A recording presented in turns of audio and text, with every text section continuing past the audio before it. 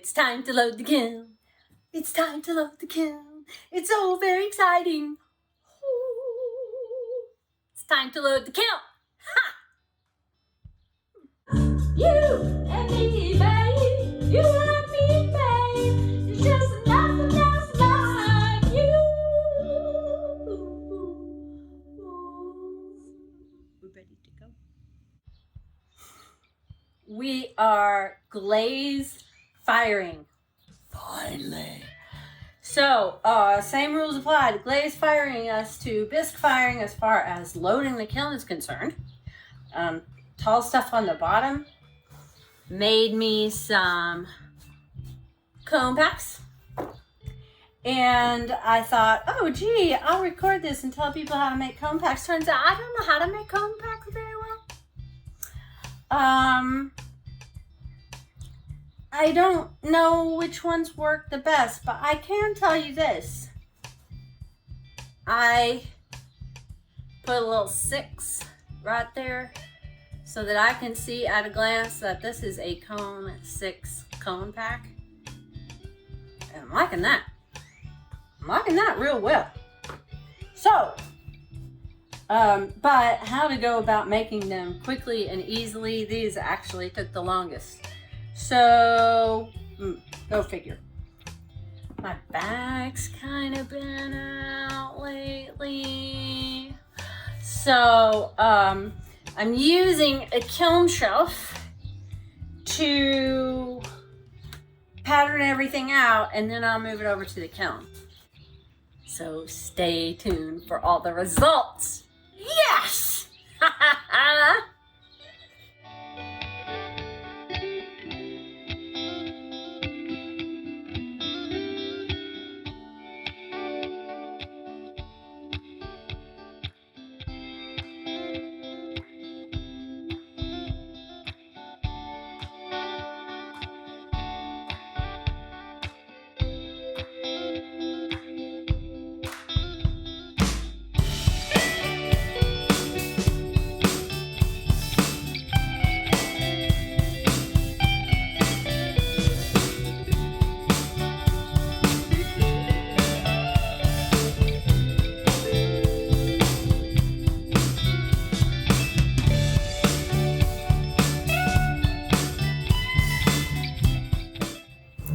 So one of my little fairy houses is a bell, and this is the clapper that goes on the bell. And when I made the little hole, it would fit onto the bead wire, bead firing wire. But now that it's shrunk, it won't. So I've taken one of my little nichrome necklace things, and I've made a little doodad so that I can fire it on the bead wire. And yeah, here's hoping. I have great faith that this will, in fact, do fantastic. Not like the last time when it sagged and I ruined my niece's Christmas ornament.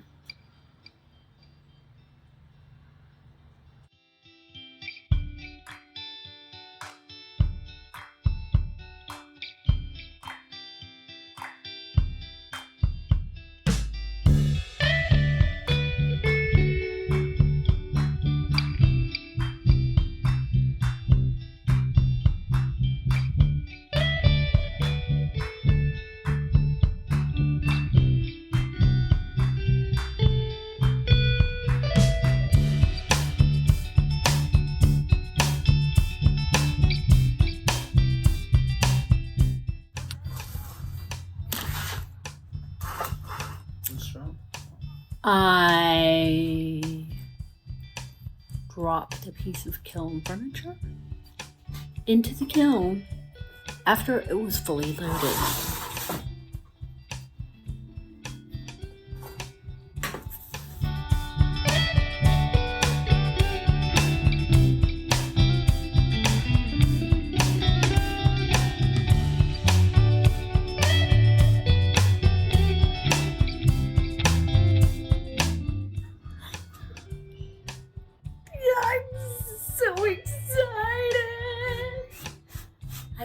just a little tiny bit, and it's so amazing.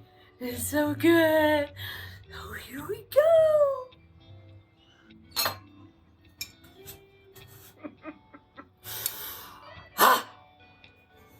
Oh my goodness.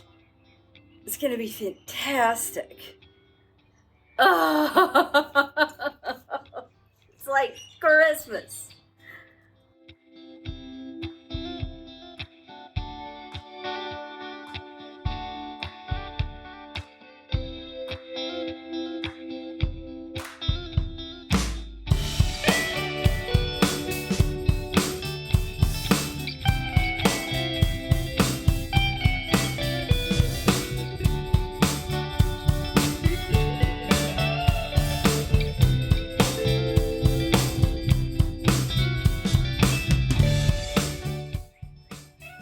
Okay, so sorted through it all, and sometimes you get what you want, and sometimes you don't.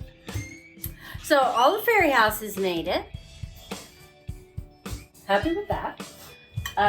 The cake plate did fantastically well, so you'll see that coming up, as well as everything that was in that color.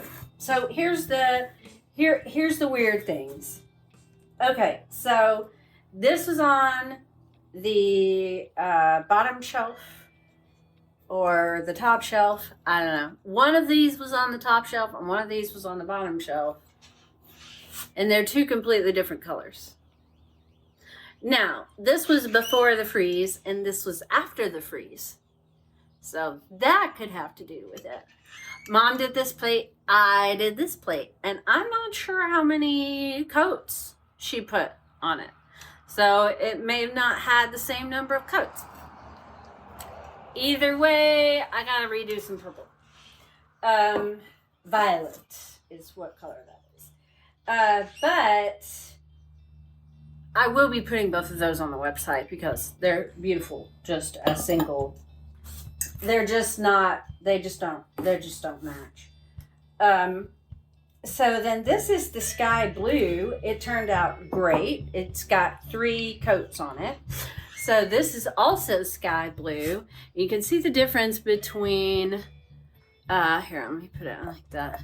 You can see the difference between just 1 coat or what I normally use like on my watercolor mugs and that kind of thing as the sky blue versus when you do 3 full coats of it. It almost looks like a completely different color, but then you hold it up next to each other and it's the same color, which I think is why they call it sky blue, because if you paint it like you would paint the sky, just kind of, it makes a beautiful, beautiful sky blue.